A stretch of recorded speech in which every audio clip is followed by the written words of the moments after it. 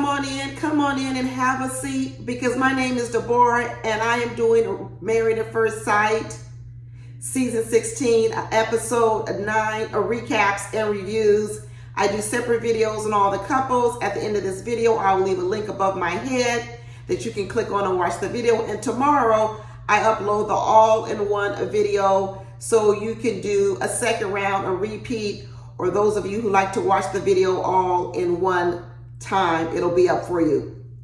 So first, we're going to go ahead and start talking about Mack and Dom. Young and dumb. She over here acting young and dumber. Let me say acting, because I don't want to call no one dumb out here in the streets, but she sure is acting dumb. I'm going to start a protest. I need to get some picket signs made and say, let her go. Let her go.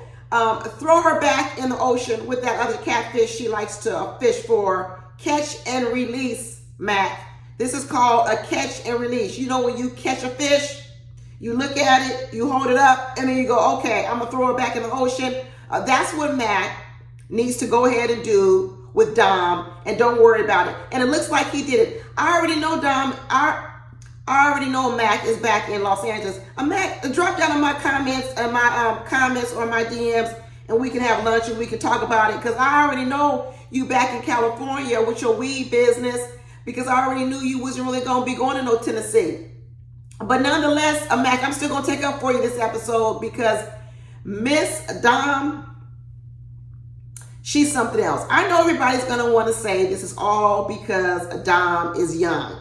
Dom is young. But I'm going to tell you guys, this is more than being young. I was young once. I didn't wake up like this old. I was young once. And I'm going to tell you that Dom has more things going on than being young. She's a liar, actually. And lying is not an issue of being young. It's an issue of poor morality. And yeah, I'm going to say it, a poor morality. There have been a couple of instances where I felt that it was more of a moral issue and not necessarily being young. When she was up there in that stripper club, putting shots down her breast, having a male stripper drink from her breast, even though she was on camera, even though she was getting married the next day, and she was doing it in public and everything else, I thought, wow, that's pretty disrespectful of her upcoming husband. Now remember, she talks about her attitude now and it's all because of Mack. But when we look back, Dom had a lot of things that she was doing that was disrespectful back then. Now we see in these clips, later on, she's going to be kissing on Clint, trading spit. And that's another morality issue. She don't know nothing about the girl code. Who goes around and dating their friends' ex-boyfriends, let alone their ex-husband? That's a morality issue. That's not necessarily being young, because even when I was young, I wouldn't do that. It's not an issue of being young. It's a morality issue. It's the same thing I told you last week when she was up there approaching a Pastor Cal like he was her age and not giving him any respect. It's the same thing she did when she was disrespectful to Mack and telling him, bro, be quiet. And now we see in this episode, she is full of lies. Hey, y'all, if you didn't catch my video, my little fun video I did this week, I did a little fun video, and I said, who's the biggest liar in Nashville, Tennessee? And I really only pitted Gina against Mack, because I know Mack's lying. But we pitted Gina against Mack. But now I might need to go back and have a write-in candidate. You know how you get ready to vote, and the name of the person isn't on the ballot, and there's a little line that says write-in? I might should have changed the ballot to say Dom, because she really is coming in as a strong leader for the biggest liar in Nashville. She's on the after party, y'all, and I'm going to do a video on the after party. And on the after party, she tells Keisha that she would have stayed in the marriage if Mack would have just outright said, hey, I want to give this marriage a shot. I think you should stay. This is what this girl said on the after party. You guys have to watch my after party video. I'm not even going to try to figure out and find the clip of where Mack said it, because we all know that Mack said he didn't want the divorce and he was willing to try. But this girl got on the after party and said the only reason she left was because Mack didn't want to be in the marriage. And if he would have stood up and said, hey, I want to give this marriage a second chance, she would have stayed in the marriage. A liar, liar, a pants on fire. The other problem I had with Dom this week was, did you see the conversation she had with her mama? Now you guys know how this has been going the whole life of Dom with her mother. Dom does one thing out in the streets. Then she comes over to her mother and she recounts the story to her mother, but she lies through the whole story. This is probably why her mama thought she was ready to get married, because what Dom does for every relationship that she's in, she comes home and she talks to her mother because they're best friends, they're best buddies, but she doesn't tell her mother the real truth. She doesn't tell her mother what she actually did. She tells her mother a different version of the story. So Dom can act like the victim, her mom can think she's the victim, and then her mom can go out here and try to hook her up with an arranged marriage. And there you go. That's how we got here, people. We got here through a series of events. We got here from a mama being overly invested in her child's life and not letting her child live her life as an adult. We got here from a mother probably being too close friends with her daughter, okay, and telling her daughter too many things about relationships, the bad things. That's why her daughter's all jaded. And we got here because Dom, at the root of her, has a morality issue and she's a liar. That's how we got here, people. It is a combination of things. It's just not one thing. It is just not one thing. It is a combination of things, and we saw it all on display during this episode. It was horrible to watch. It was horrible to watch to see a young lady like Dom, who was pretty on the outside, sit there and have all those lies come out of her mouth. It was ugly to watch. But I tell you one thing, a Mack is going to have him an alcoholic beverage in his hand. I told you guys, I think Mack might be borderline alcoholic. I told you guys that from the beginning, and I'm not going to back up off of it. There's so much stuff that I don't like about Dom, but you know what? I can't let Mack all the way off the hook, because I told you his whole premise for coming to the show was a lie. And I'm telling you, he is not going to let an episode go by without a drink in his hand. And when Dom was sitting up there acting a fool, Mack was like, a bottoms up. A bottoms up. He is not going to go too many scenes without a drink in his hand. At first I thought, okay, well maybe it's Jamaica because everybody drinks in Jamaica. But go back, watch all his scenes. He always got a drink. Always got an alcoholic beverage in his hand. But he kept trying to tell Dom, I want to make it work. I want to give it a chance. Pastor Cal sat there and said he thought they should give it a chance. Everybody's telling them. Nicole told her, I think she should give it a chance. And then she sat over there on the after party and said, well, I would have done it if Mack would have said he wanted to give it a chance. This girl is a mess. And then she come back after all the hoopla, after they had the little group dinner and everything. And she said, well, maybe I'll give it a chance. We knew she was lying. Another lie. Another one. Another one. Another one. Another lie. We knew she was lying about giving another chance. And here she is talking about how Mack stuck his tail between his legs when Pastor Cal came in, and Mack didn't stand up for the things he really believed in, supposedly, and he cowered under the pressure of Pastor Cal. Well, guess what Dom just did? I guess she cowered under the pressure of Nicole. She cowered under the pressure of the group to say maybe she would give it another chance when she knew darn well she wasn't interested in giving another chance. As soon as she got back to the apartment, Mack says, well, you being honest? And she goes, oh, no, not really. This girl, another morality issue, a hypocrite. The very thing she talks about with Mack, she's all those things. When she said that Mack was a complainer, she's a complainer. When she talks about how Mack so-called stuck his tail between his legs, guess what? She just did the same thing. She's a hypocrite, she's a liar, and she's got morality issues. This is more than being just a young and acting dumb. She needs Jesus. She needs some Jesus in her life. Dom said she was a very patient, very person. You just dissolved a whole marriage in 5 days. 5 days. I wait longer for the cable man to come to my house and fix my cable than you did for a marriage. And you talk about you was patient. 5 days. Dang, I'm still waiting on Spectrum to come over here and help fix my internet a little bit better. This girl, 5 days for a marriage, and she classifies herself as patient. I'm going to tell you, when Pastor Cal was giving her that speech, and you know what, it was a good speech talking about what marriage takes. It takes grit, it takes determination, it's peaks, it's valleys. and how she gave up on the first valley, which she did. The first valley, she was out the door.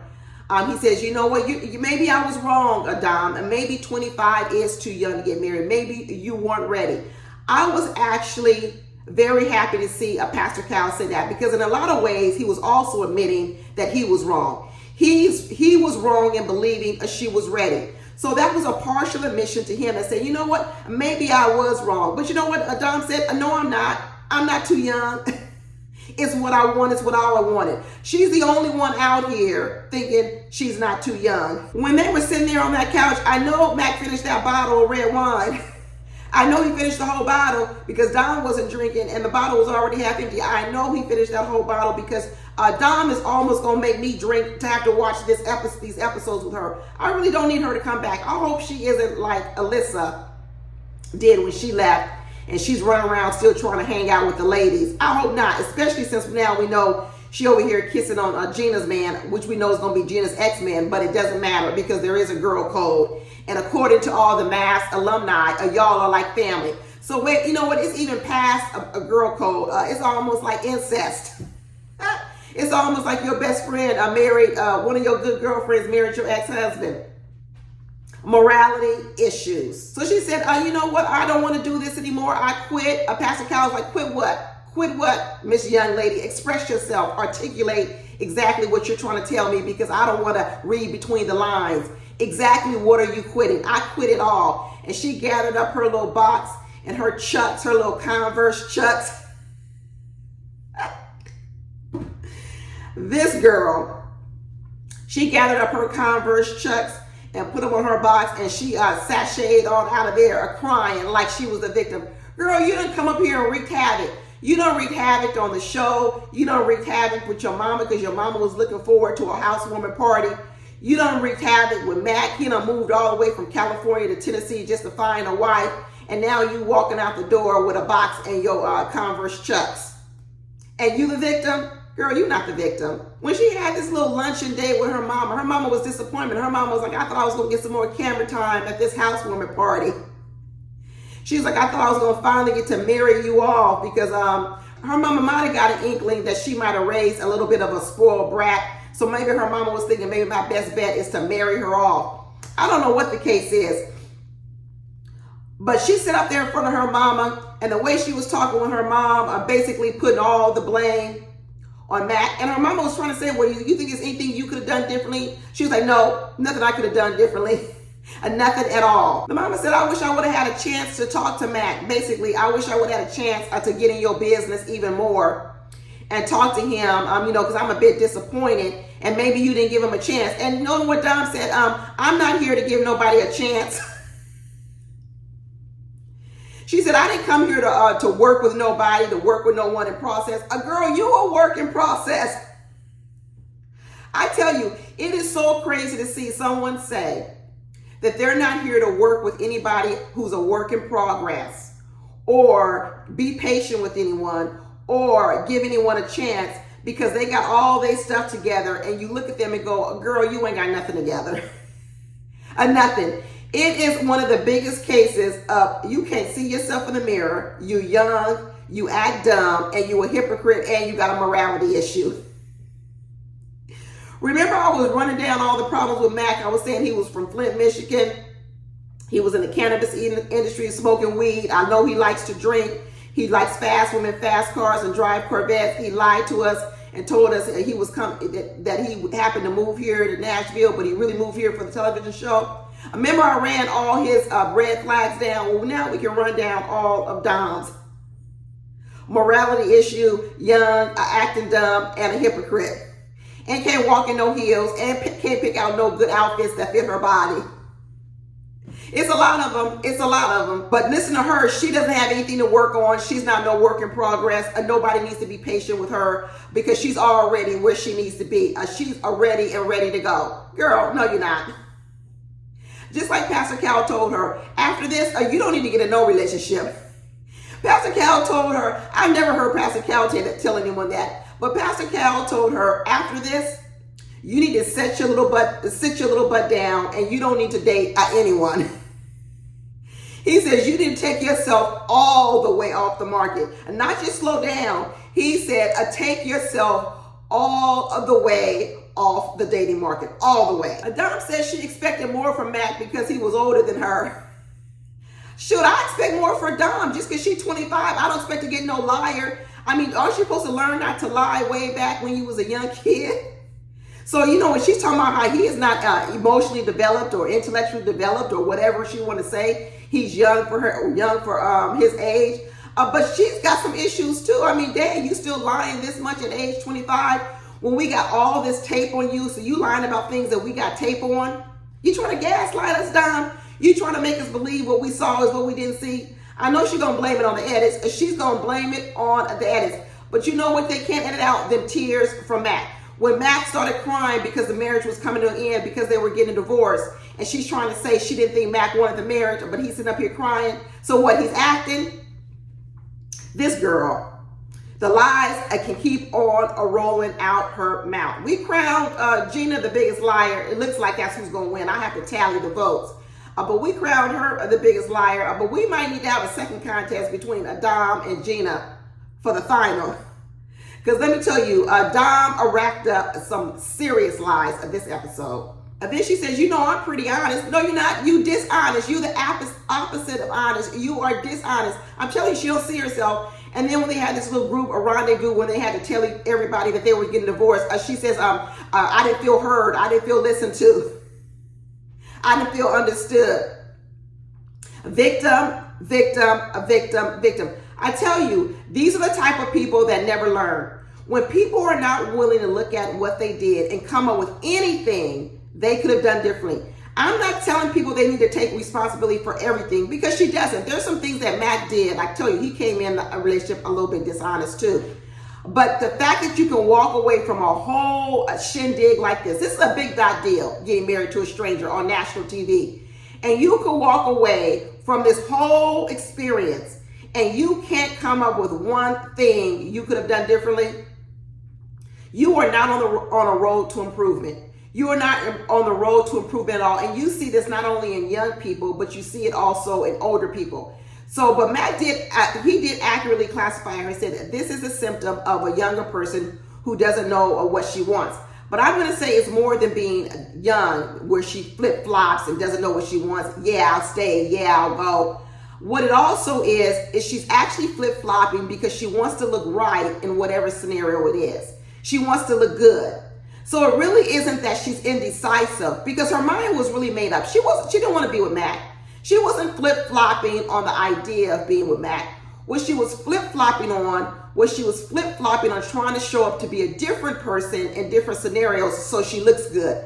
That's completely different. That's what I tell you, it's a morality issue. She says what she needs to say in order to get what she wants at that moment, or do what she wants in that moment. That's why we know she lies to her mama about things that go on in her relationships, so her mama can still think she's a mama's little precious girl, which is a lie. She blames other men in relationships, just like she was blaming Mack here. When she said yes, maybe to Nicole in the group setting, then she went back and blamed the group for putting pressure on her. That wasn't no pressure.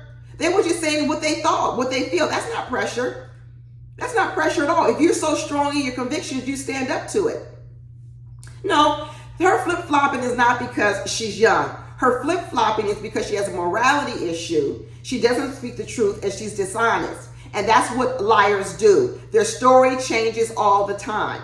Her story is not changing because she's young. Her story is changing because she's a liar. And then when she asked Mack, well, we can be friends. Well, just before you said you didn't want to be friends. Now you want to be friends. Once again, another flip-flop. And good for Mack when he said, well, I don't want to be your friend. I didn't come on this show to make any new friends.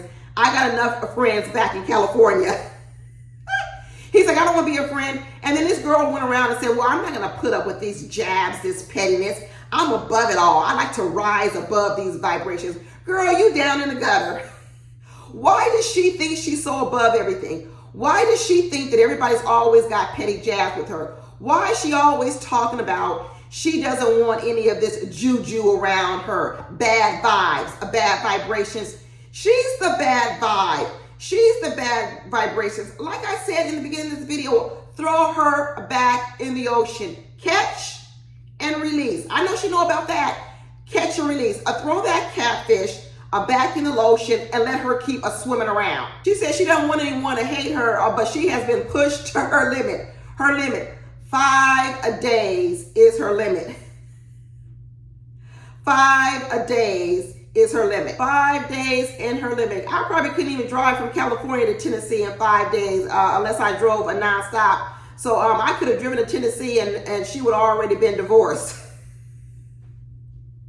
5 days? 5 days to give a marriage? I don't know. It might have been more than 5 days. What was it? A week? I don't know. It was a very short amount of time. But anyway, as she reached her limit, though, that's all I know is she reached her limit really fast. She says she has to go on a soul searching journey. You're right. Go find your soul. Go find your soul. Most people need to discover their soul and figure out what's going on. She needs to start from ground one and go find a soul first, because let me tell you, she got a morality issue. I'm telling you, she has a morality issue. Mack said he wanted to find his forever wife. He came way out here to Tennessee to find his forever wife. Mack, like I said, call me. I'm here in California. I will hook you up. I know a lot of women that like to smoke weed and will love a man in the weed business. Be careful out here in California, because there's a lot of women out here who use you for your weed. But that's it, y'all. Anyway, let me know what you think about this video, or drop down in the comments. And please watch my other videos, and I will talk to you later. Bye.